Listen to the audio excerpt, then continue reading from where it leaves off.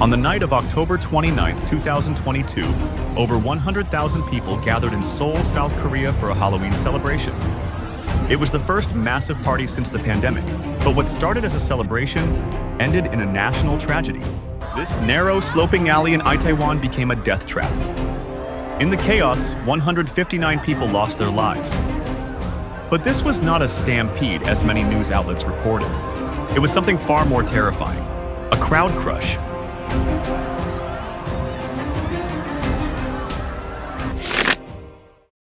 3 years later, the footage is still horrifying, but why did it happen? How can a crowd of people become so deadly? And what failures led to this disaster? Today, we are not just looking at what happened. We are analyzing how it happened and the lessons from the Itaewon disaster. To understand the how, you first need to understand the where. This is the Itaewon district, and this is the alley. It's a narrow passageway, only 45 meters long. At its narrowest point, it's just 3.2 meters wide. Crucially, it's a downhill slope, a bottleneck, connecting the main subway station exit to the heart of Itaewon's nightlife. Now, add the context of the night. This was the first major Halloween celebration since the end of COVID-19 restrictions. An estimated 100,000 people, mostly young, were desperate to celebrate their freedom.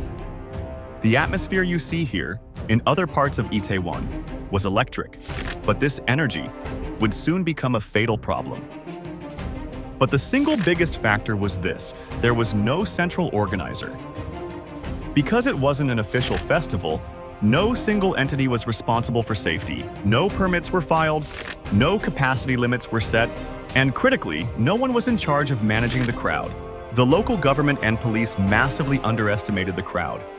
Only 137 officers were deployed to this massive event, and their focus was not on public safety or crowd control. Their orders were to target petty crimes like theft and drug use. A narrow alley, a downhill slope, a massive crowd, and no control. It was a perfect storm. This was not a stampede. A stampede is when people have space to run and they trample over others. This footage shows a crowd crush. A crowd crush happens when people are packed so tightly in a static, confined space, they have no room to move at all. Crowd safety experts state that the danger point is 5 people per square meter. At this density, movement becomes difficult. In Itaewon, analysis of this footage suggests the density reached over 10 people per square meter. At this density, the crowd stops acting like individuals and starts to act like a fluid. They call it crowd fluidics. A single push or fall at one end can send an unstoppable shockwave through the entire crowd, like a wave in the ocean. People are lifted off their feet and moved against their will. The collective force becomes immense, generating pressure up to 6 times a person's body weight, enough to bend steel barriers.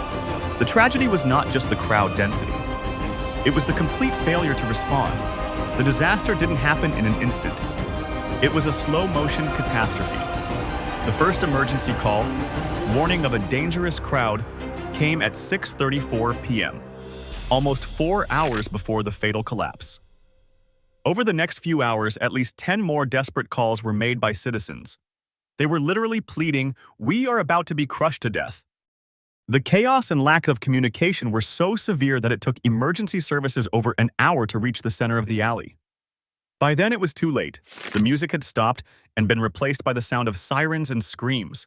The party was over. When the crowd was finally cleared, the world saw the horrific aftermath. A street lined with victims. Civilians, not just paramedics, were desperately performing CPR on hundreds of people, trying to restart hearts that had stopped beating. The final toll was 159 dead, most of them in their 20s, out for a night of celebration.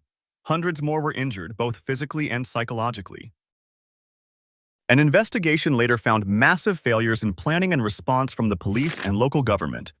But the science was already clear. This was a predictable and preventable disaster. Crowd crushes are not random accidents.